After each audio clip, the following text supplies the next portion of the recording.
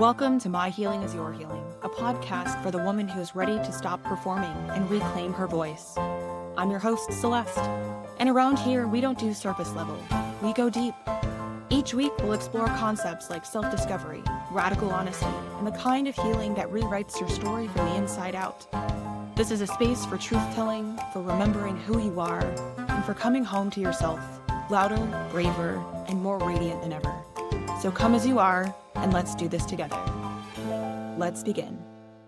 Welcome back to My Healing is Your Healing. I'm Celeste, and this is episode 6.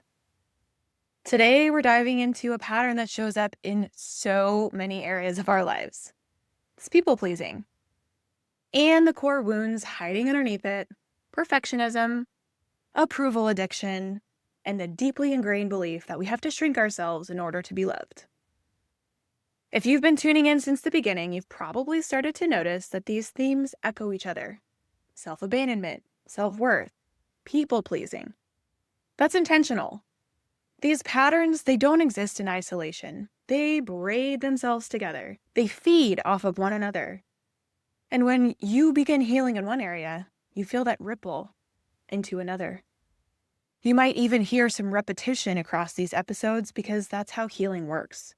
Layer by layer by layer, repetition becomes reclamation. So today, I want to speak to the version of you who is exhausted from editing herself, who is constantly scanning the room for what's needed, who molds herself to fit, and quietly wonders, when do I just get to be me? So what is people-pleasing really? We often mistake people-pleasing for kindness, for being a good person. But true kindness honors both people, not just the one standing in front of you.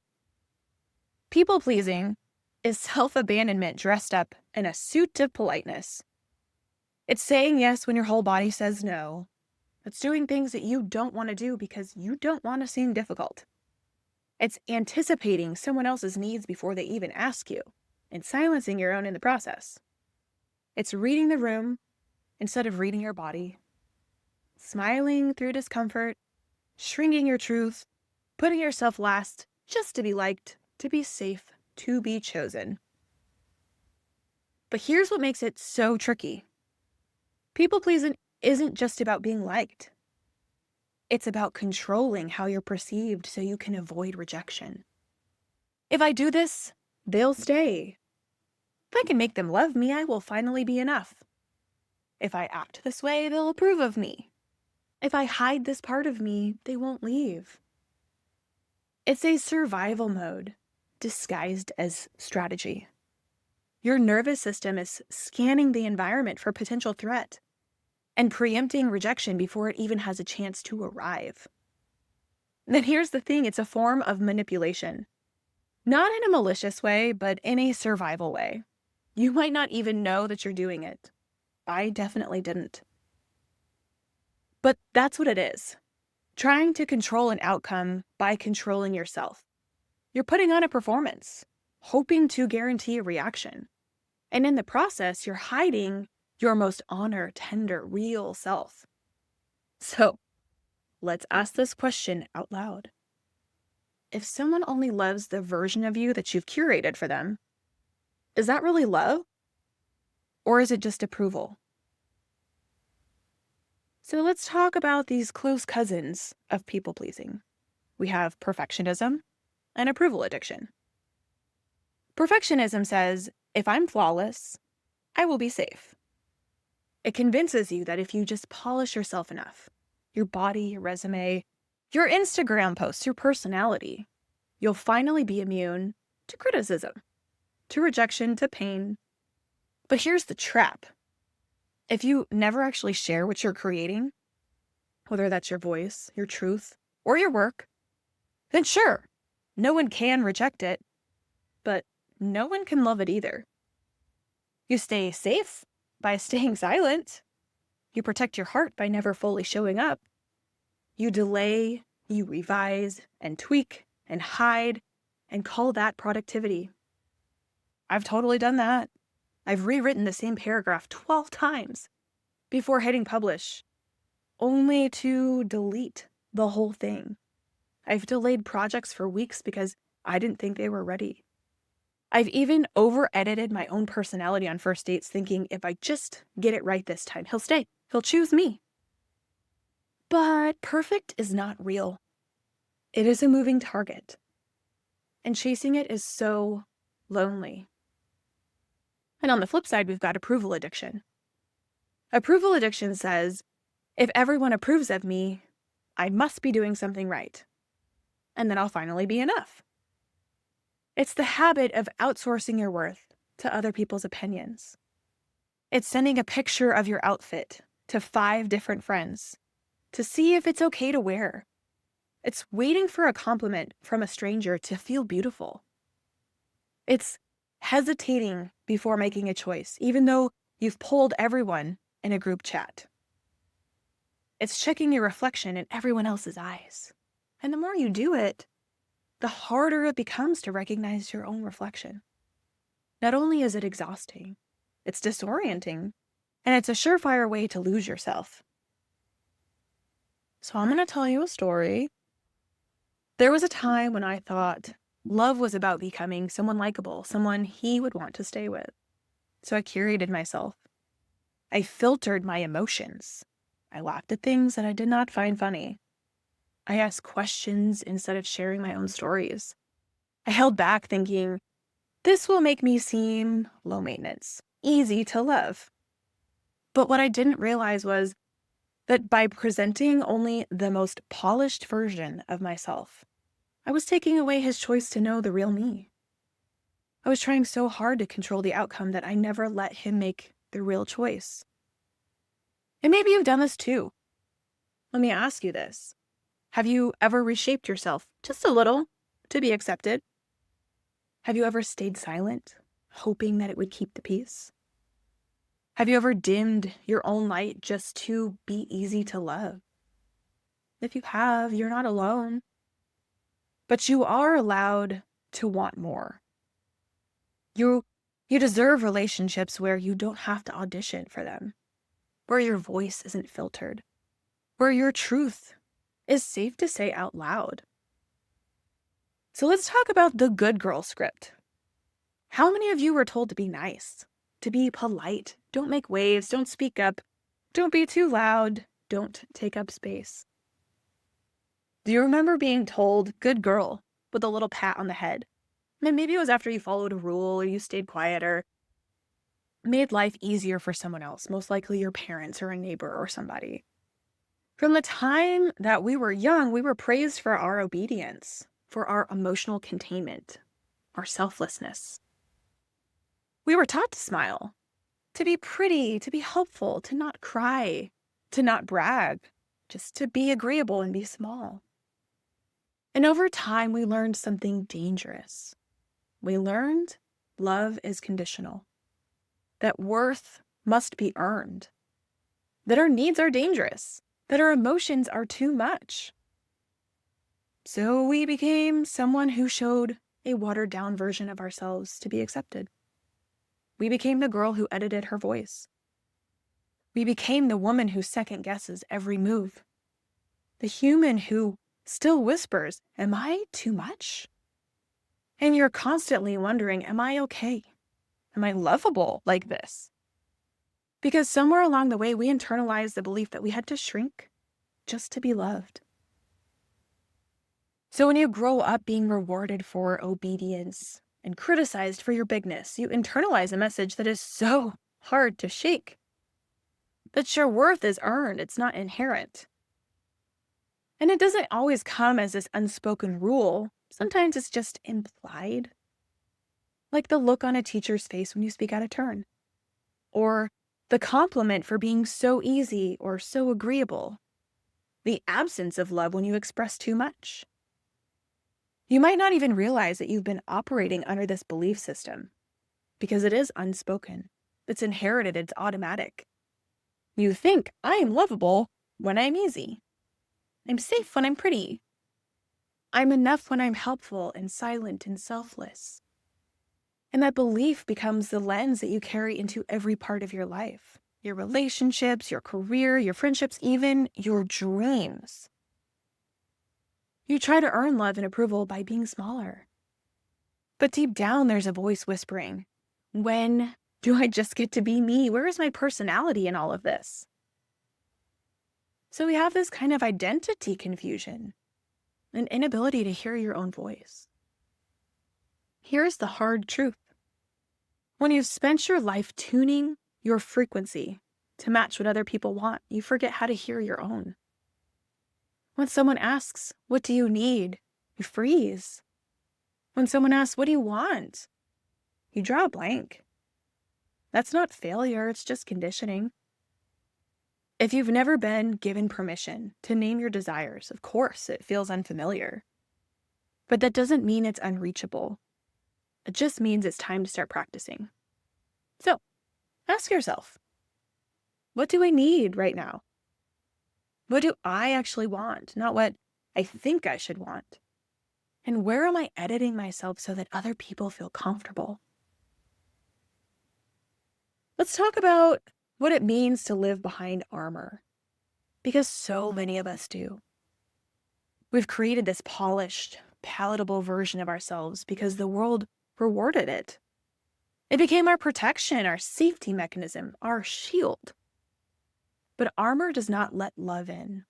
It might keep you safe, but it also keeps you disconnected. Because we're trained to believe that authenticity is risky. We were never shown that being our full selves is safe. In fact, we were told the opposite. Don't be too much. Don't be emotional. Don't be messy. Don't be complicated. So we crafted personas that felt lovable. But here's the truth.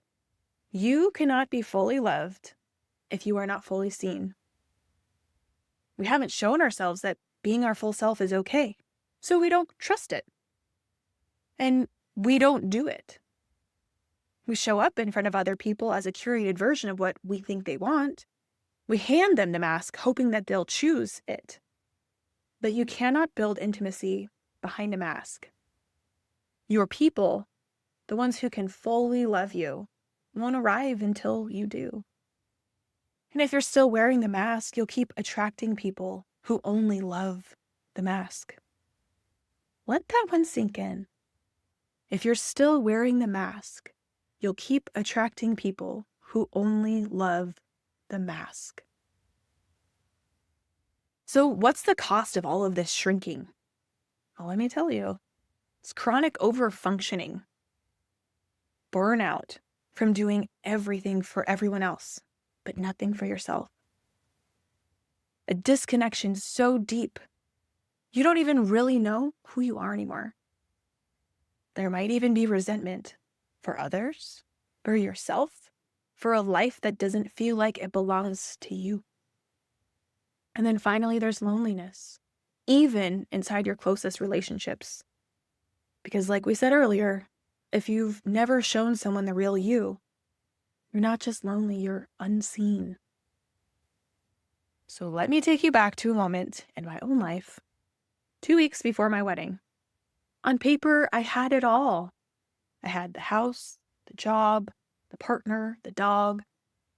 I had crossed many a finish line in triathlons and marathons. And these were all of the things that I thought were supposed to make me happy. But inside, I was disappearing. I was smiling for the photos. I was saying the vows, but I wasn't saying yes to me. And I had no language for it back then, but I do now.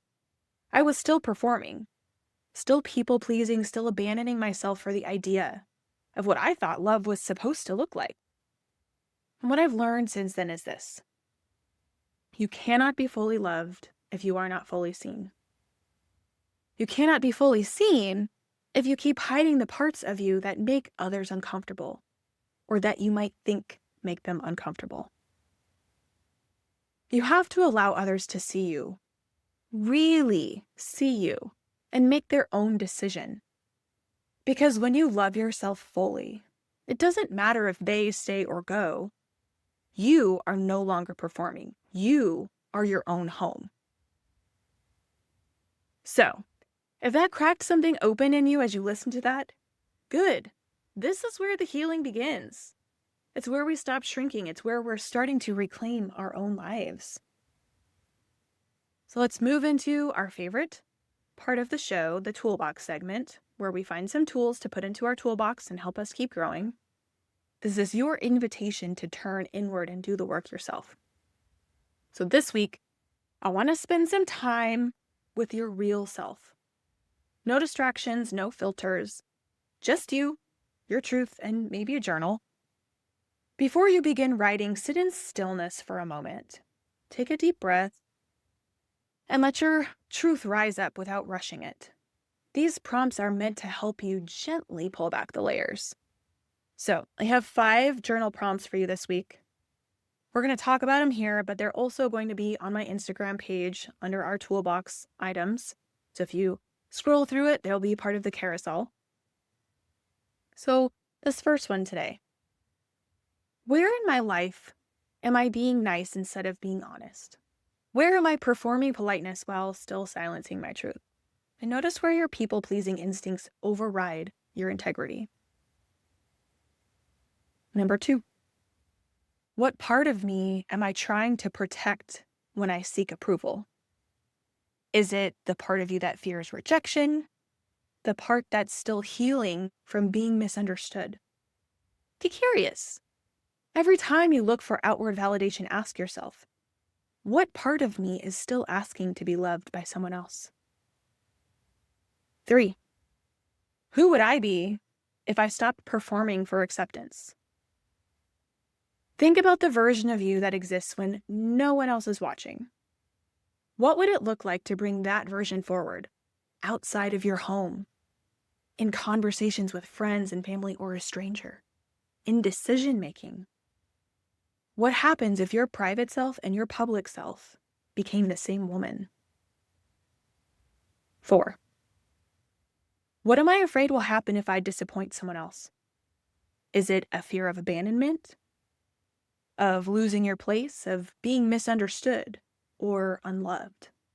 Get honest with yourself. The answers to this question will show you where you've been shrinking. And then 5, when was the last time that I said what I really wanted? Can you remember a moment, recent or distant, when you named your desire without apology? And if you can't remember one, why is that? Okay, we have one bonus challenge this week. This week, catch one moment where you would normally shrink, where you would normally stay quiet, accommodate, soften, or self-edit yourself. And instead, stay. Stay big, stay honest, stay in your truth. It doesn't need to be some loud moment. It just needs to be you, authentic. Okay, so let's end with this final truth. Healing is a process. It is not healed. You will probably never ever hear me say healed. It's healing with an ing. It means it's ongoing, it's evolving. There is no finish line. Just more clarity, more courage, more coming home. And every time that you choose yourself over your performance, every time you tell the truth instead of polishing your image, you are reclaiming yourself. You are not selfish for doing any of this. You are sovereign. You are not here to be everyone's favorite. You are just here to be you. Let me say that again. You do not need to be liked to be loved. You do not need to be palatable to be powerful. And the woman that you are becoming does not need permission from anyone else. She just needs to be present. So if something in this episode stirred something inside of you, if you felt called out in the best kind of way, take it as an invitation to notice where you're still shrinking and to decide to begin showing up differently. Because your fullness is not too much. Your power is not unsafe. And your truth is the most beautiful thing about you. So if this landed for you, share it with a friend who needs it. Tag me on Instagram at myhealingyourhealing, or send me a message. I would love to hear what resonated with you. Until next time, keep showing up, keep growing, And remember, you were never meant to dim your light. Thanks for tuning in and being here, for healing out loud, and for walking this path beside me. If this episode cracked something open or helped you remember a part of yourself, pass it on and share it with someone you love. For more support, free resources, or the next steps to your journey, head over to my website, myhealingisyourhealing.com. And if you loved today's conversation, subscribe, rate, and leave a review. Your words help this space grow and help more women find their way home to themselves. If I was your muse today, then my healing is your healing. Until next time.